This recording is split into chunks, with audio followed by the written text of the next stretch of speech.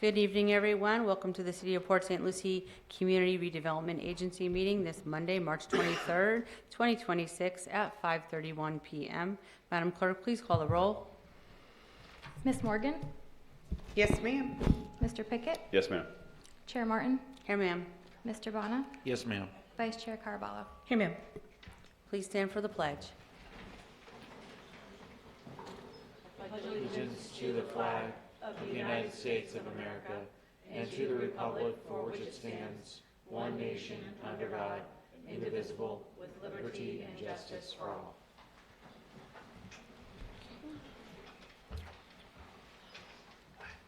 Additions and deletions to the agenda and approval of the agenda. Is there a motion? Move approval of the agenda. Second. I have a motion and a second. All those in favor? Aye. Any opposed? Motion carries. Approval of consent agenda. We have the December 8th, 2025 meeting minutes.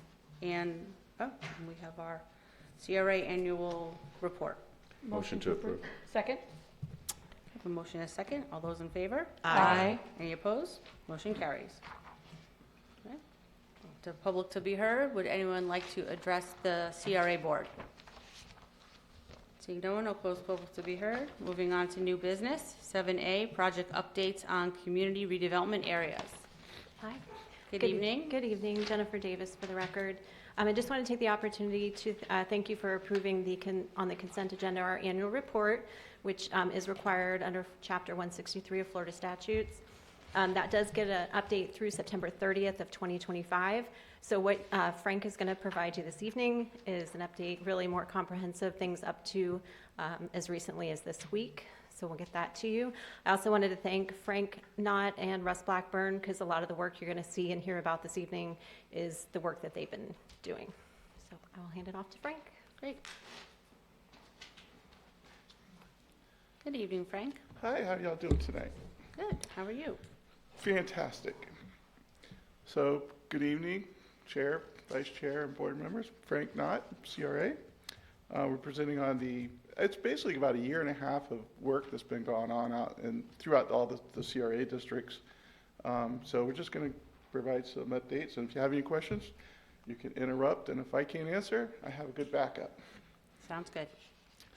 So, of course, we just go through this. This is our 4 CRA areas. We passed the $2 billion value mark this past year. This is through September the 30th. This is from last year. We're going to start with the revised original CRA over on the east side. Again, here's the updated values. It started at 231 million and we're up to 677 million. This again through September 30th. Existing conditions of Walton 1, really not a lot there right now. We cleared all those 2 buildings, the old Bell's building and the old warehouse building.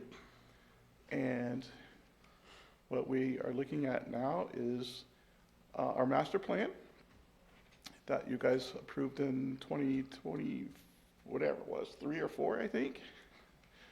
And so this is the site of the tax collector's office that we just recently purchased. The hotel site, which has an RFP out, and the stadium site. So the Walton tax collector's office, we closed out in December as an 18-month lease back. And so we've been space planning that building for which departments are going to go there and which areas of the building they will occupy. The hotel site, RFP's out. 100 to 125 room hotel. I think the big takeaway here is we'd really like to see the roof activated in some manner, with a rooftop restaurant, something on the rooftop. I think it closes on April 28th, if I'm not mistaken. It's when their proposals are due. 17th? Sorry, missed it by a week. This is a stadium, summer renderings from the stadium. We've been meeting with these folks, both the owners group bi-weekly, and then on opposite weeks we meet with the infrastructure group or development team. They are ready to submit their site plan the first part of May. So they're getting real close. A lot of work's been going on. Obviously that we don't even see yet, but they have a preliminary building floor plan that's the building department's reviewing right now. Excuse me. They have discussed space for both the PD and the fire department to occupy something in there for whatever uses they have. Nice. So that's really good. The development team needs to reach out to the police department, get an operational plan. Probably would be somewhat in line with the 4th of July or whatever events are going on there now. So it'll be very similar to that. Staff is working on the PUD amendment to make sure we have all the elements of what they're doing and what we need to do for the site. It's going to change, get tweaked a little bit, but not too much. It's not too drastic. Okay. I think that's what we have for that. Village Green Drive, we presented this to you guys at the winter workshop where we talked about the peanut roundabout and the reverse angled parking. Appreciate your input on that. We will be meeting with the Spanish Lakes the community on sometime in April, late April, to present that, and we need to figure out a public art feature out there which will help satisfy their needs for that community. The Hogpin Slough, we have final design on this. The consultant has submitted for permitting. This is an unfunded project. I think it's around $14 million, and currently it's unfunded. But we do have plans ready if we end up with a funding source. These are just some of the projects that are going on in the original CRA area. So you've seen some of these, IHOP and the Lactologic, which I always have a hard time pronouncing that. The county office is going to move over there. Murphy Gas has been coming. I don't know, did you guys see Murphy Gas when they started?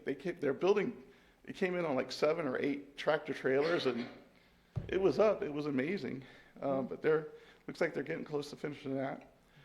PSL Christian Academy went in over there behind the old Scotties. And the hospital site, as their garage is finished, it looks really nice, their garage. Some other things we've noticed is McDonald's has submitted a site plan for the Sunny site, the old Sunny site. McDonald's has a site plan for that. Rock the Spectrum has submitted a special exception use agreement for the old CVS at Veterans Memorial and US 1. And we have a potential use for the old call center on that north building and town center, which used to be the original Walmart. So we have a potential use for that, which is great. Like to fill up empty buildings. Absolutely. This is a project that we worked with Neighborhood Services. Actually, Neighborhood Services did it, but we were part of the selection committee. They had a 50-50 grant for, this is just one of the examples. There were several examples of landscape improvements, especially over in the Village Green area. So this is just some before and afters of, they cleaned and painted this building, and it looks really nice now. And it's something that we can look forward to going on. We follow this program up since I think we're getting to have some money available for the CRA that we can improve buildings and facades and landscape improvements. As we go to East Lake Village, there's some improvements there from the original $279,000 when it was first introduced, and then we're up to $146 million in 23 years. The voice is gone. Really what's remaining on this is roughly about 6, I think there's 6 vacant residential lots now. That's all that's left. And then there's a one block that has a 4-unit multifamily building available. And that's really all that's left in this whole area other than the commercial. There's been some opportunities for the commercial. We've seen some, but nothing's happened with that site yet. As we go to Port St. Lucie Boulevard in the Port District, as you can see, we're up to 107, almost 118 million in property value there. This is one of the projects that's going on right now. You guys have probably seen the improvements on PSL Boulevard and down US 1.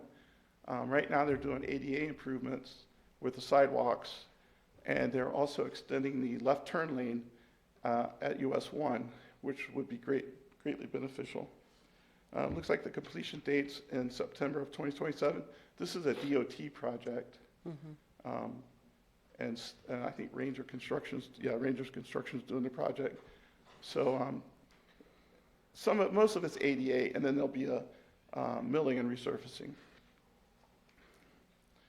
This is another empty building that got filled in with this was the old bank that is now Payne's Bank Care Center. Again, it's at least we're using existing buildings.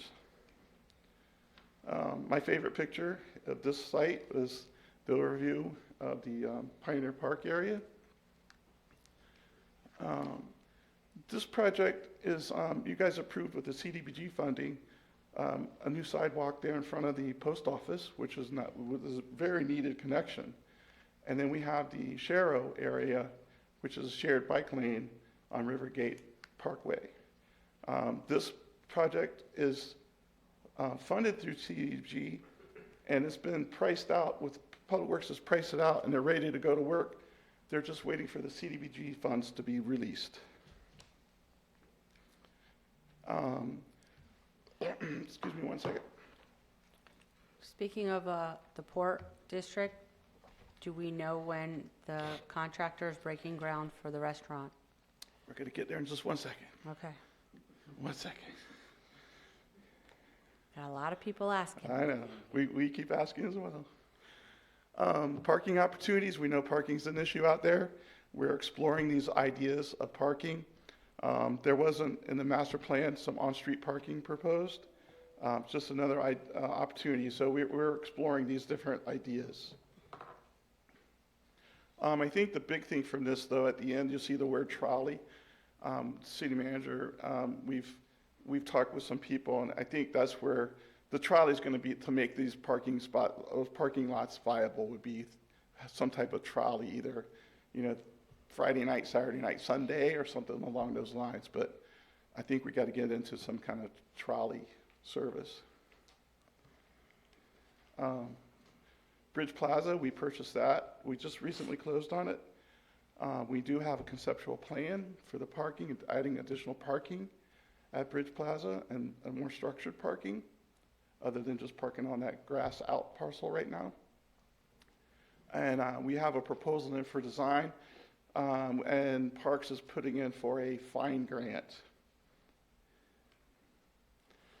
Boardwalk is complete. These are just some of the connection points. The city-owned areas are located indicated by the red dots.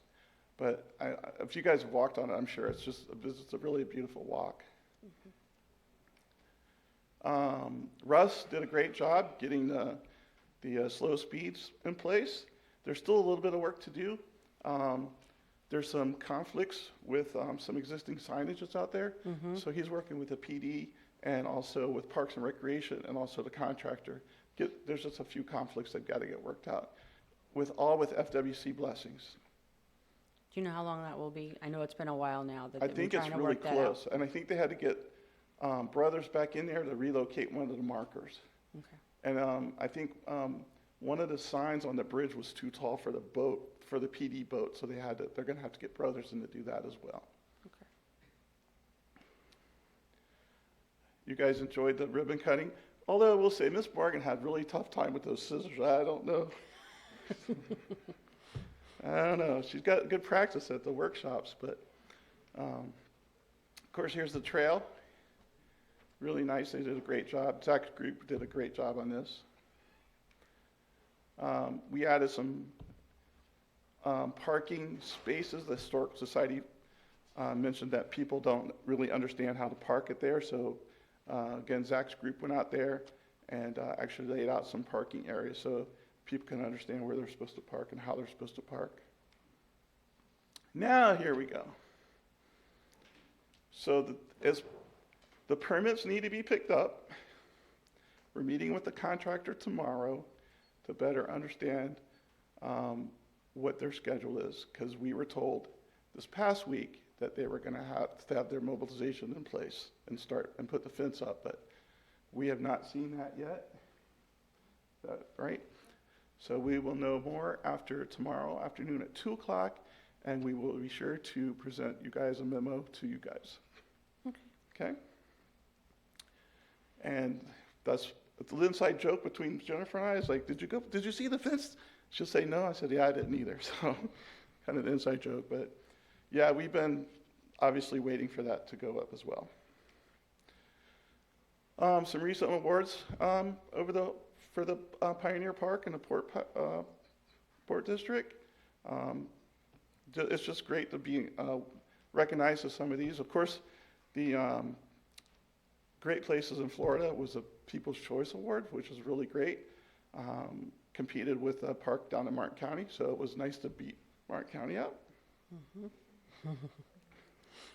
Definitely. And this slide just amazes me still. This is through the end of the year, but look at the visits at the Pioneer Park. It's just amazing.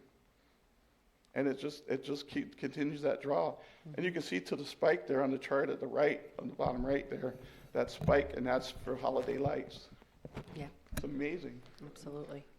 Excuse me, I have a question on this. What is the difference between visits and unique visitors?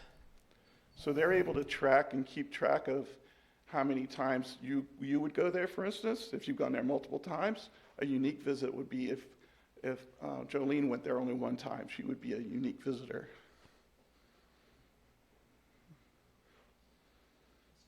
If you only went there one time, that's a unique visitor.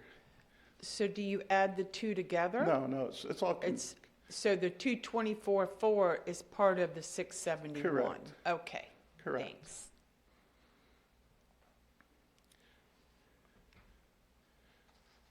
Anchors. Do you guys like the anchors? Yes, I think they're awesome. We got some good positive feedback at the Citizen Summit. Bethany Grubbs in Planning and Zoning did a fantastic job with this. She was able to locate the manufacturer down in Pompano, so they're right here in our backyard for the most part. Unique Rabbit is the name of their company, actually. So as we go forward and find other opportunities to place more, we will reach out to them and have some more made. This was a call to artists that actually painted these anchors, and we are very pleased with them. Hopefully you guys are, because we really liked them. Yeah, they came out great. They really did. And I don't know if you've noticed the botanical gardens, but they've actually got some little solar lights on there, so it lights up at night. It's really nice. Now I'm going to introduce Tricia Richter with Kimley Horn. You guys asked us to look into gateway features for the Port District, and she's actually done some renderings for you guys and some ideas. And Tricia's hopefully is on. Tricia? Can you hear me, Frank? Yes, ma'am. There you are. Okay, great. Apologies for not being there in person, but I do appreciate the time. I'll walk you through some of the signage as Frank just mentioned. We were brought on to help define the Port District based on the master plan. And so far to date, what we've developed is a location map for the signage through some due diligence and site reconnaissance that we did. As well as working with staff, and then some preliminary sign families that we've put together. If you want to hit the next slide, Frank, I'm not sure what, okay, there you go. So those are the deliverables that we've developed so far. If you want to go to the location map, Frank. Oh, you want to go back? Oh, yeah. Oh, sorry. Yeah. Thank okay. you. So that's just okay. defining the actual area is Lingate Park to the north. To the south would be the southern end of Pioneer Park. And then, of course, Port St. Lucie corridor defines east and west entrances. So they all kind of have a little bit different need. Coming from the south on Westmoreland, we have available vehicular medians that we would suggesting locating a vehicular monument sign in. It's kind of reminiscent of what you would typically see at the entrance to like a subdivision, that kind of scale. At Lingate Park, we have a little bit more room to work with. So at the pedestrian access there, we have a little bit slightly different treatment for the entry as you come south past Lingate Park. And then, of course, on St. Lucie Boulevard, it's an FDOT right-of-way, so coordinating the requirements with FDOT, but also providing something that's showy for vehicular traffic that's moving at a higher rate of speed. So we have 3 different types of signs based on the 3 different needs along the limits of the district. And then if you want to go to the next slide, Frank, I'll kind of dive into what those are. Yeah, so the first family here, it takes elements that you've seen, you know, at Pioneer Park within the district. So it's that staggered timber that's used for the welcome to Pioneer Park, for instance, taking the natural elements from corten steel, using a contrasted pin-mounted lettering on front of the sign with a concrete base for the vehicular monument in the median. So you can kind of see the different scale of the different signs, but they all relate back to each other using those like natural elements. Again, that is already reminiscent throughout the district. The next 2 are kind of iterations or building on top of that, just to provide a little bit more, in this case, a little bit more whimsy, taking still the same similar elements of the timber, the corten, and the stacked stone, and introducing some color, a little bit more fun with the wave and the shape of like a sail. This provides an opportunity to actually like laser cut the corten steel, which I think can play with a little bit of the difficulty in how you're going to read some of the signs. So some of the messaging may be simplified. For instance, just the anchor to define the vehicular gateway with this particular concept. And then the last and final one is a little bit more, I would say, sophisticated, where it's taking, again, the same elements of the timber, the cut stone, and building them together to create a little bit more sleek look, still some texture, though, with the timber, introducing color in this particular concept with the pin-mounted lettering. And then this one also provides an idea of, at the pedestrian monument sign, particularly up at Lingate Park, or the pedestrian access to the preserve at Pioneer Park, introducing a seat wall. So users can either gather or meet or, you know, begin their trek in the Port District at those locations. So that's what we have to date that we've submitted to staff, and, you know, it definitely excited to get this one moving forward and hearing any, you know, feedback from you all. Okay, thank you. Feedback, council? Yes? Are we deciding on this tonight or Just no? need some comments of what you like, what you don't like. There might be a mixture that you like, or Well, they're all very nice. I like the third one because it's sleeker and cleaner and sophisticated. She threw that in there, I didn't. And I like the fact of the seating that they could sit at. And it just, I don't know, it looks 21st century looking. Or we should say 22nd coming up. But 2 or 3. So Pickett, what do you like? I actually like 3, but keeping in the concept of what's going on at Pioneer Park, the top one on the top right hand, I think would be more in line with what we already have there. So if I had to vote right now, I think I'd go with the top right one. Councilman Bonner?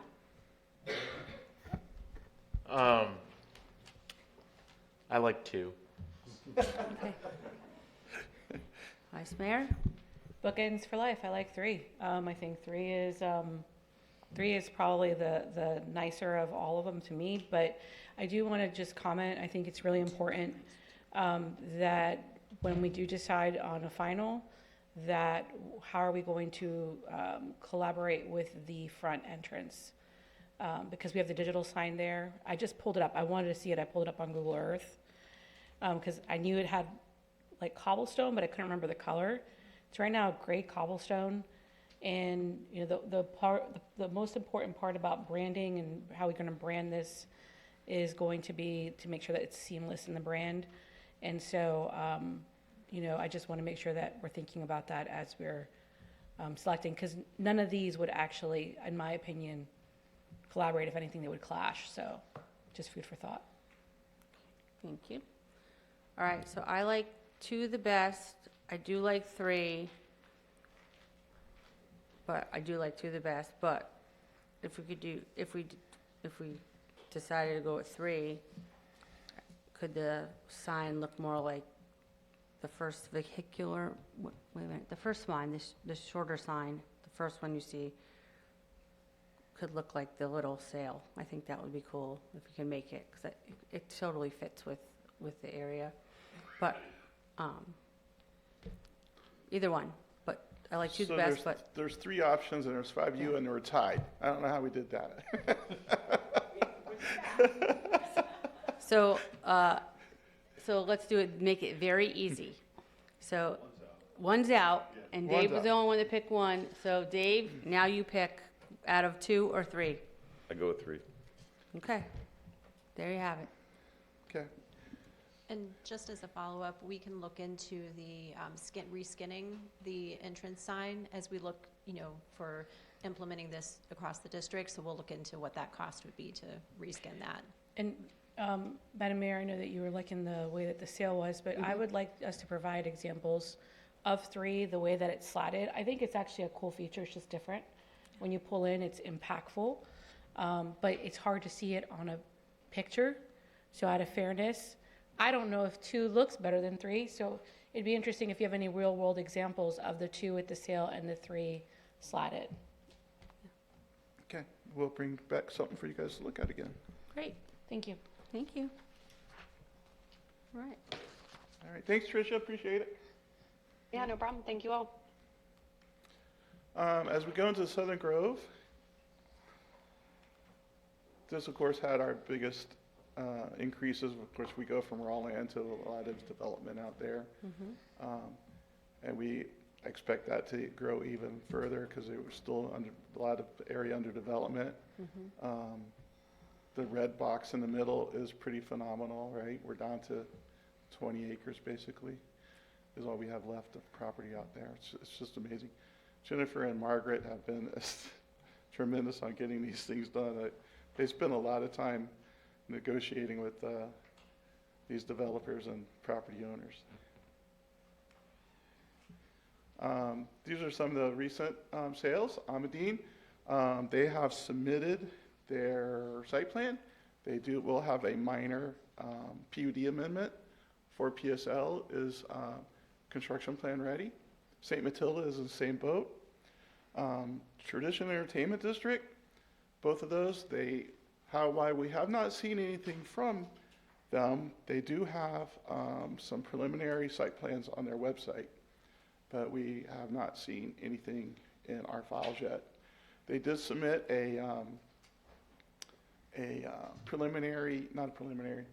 it's a pre-application meeting for the 5-acre site that they have up there by the Burger King.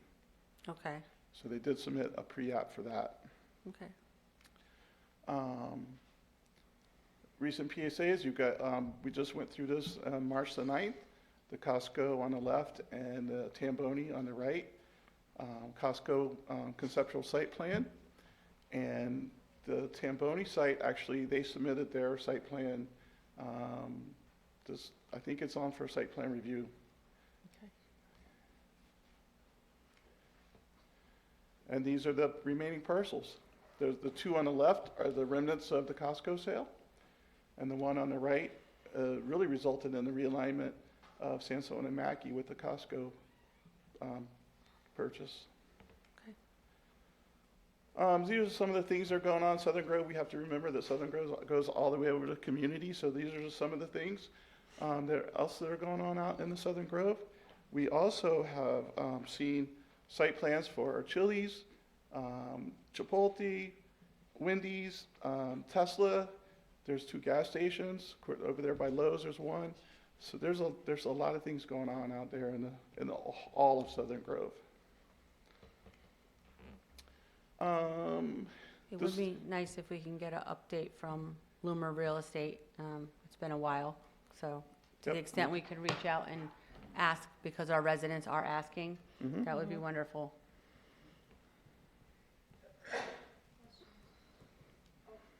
Okay. Southern Grove Jobs.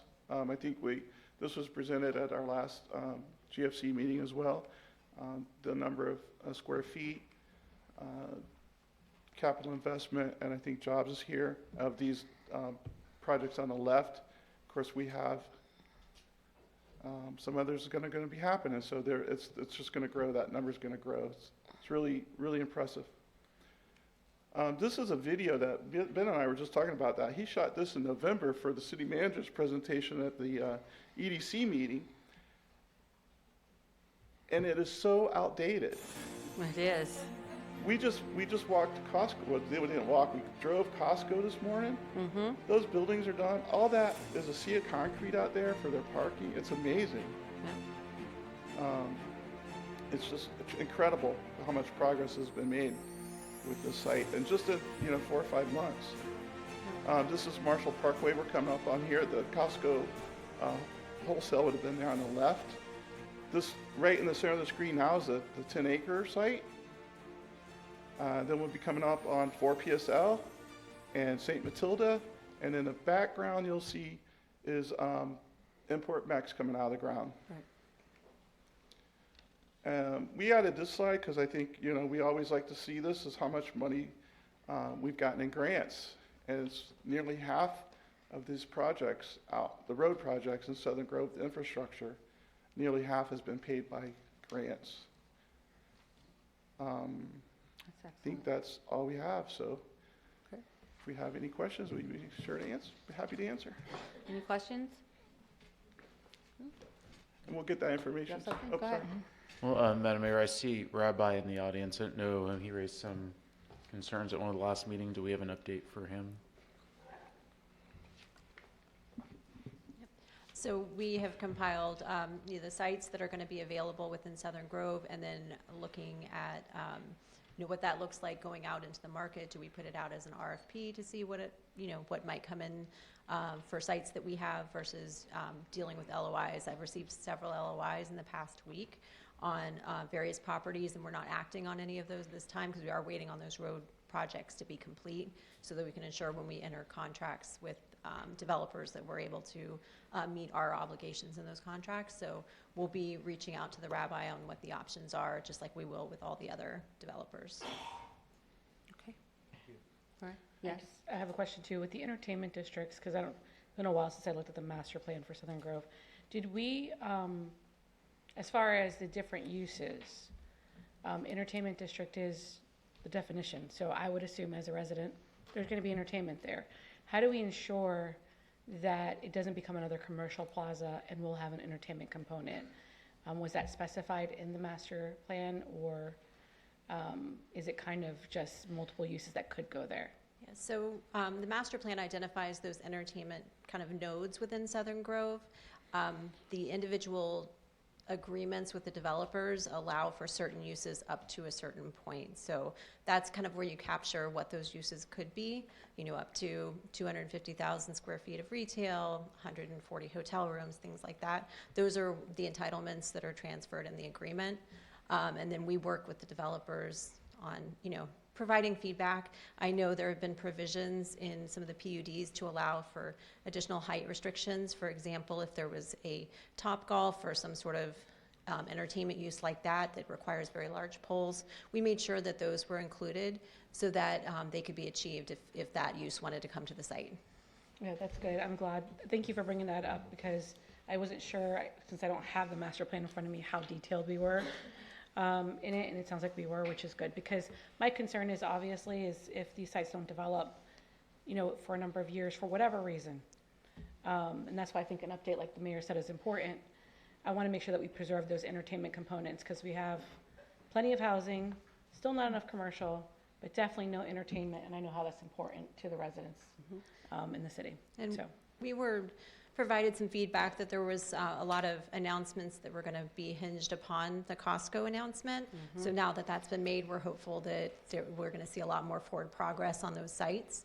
But we will get you an update, whether it's bringing Gustavo's team in to give you an update, or we can get one and provide it for a via memo. We'll get that to you. Great.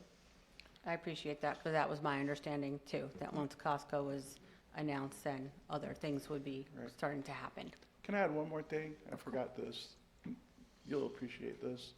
Mackie Marshall, the backbone power for the roadway, which serviced the lift station and the irrigation station, we were told that we would have power on May the 8th, or by May the 8th. We are powered up already today. Great. So it's fantastic. FPL did a great job. Our CEI really stayed on their back, and FPL came through, and it's tremendous. Awesome. Good to know. Thank you. Anything else? All right, thank you very much. Other issues by board members? No? All right, we're adjourned.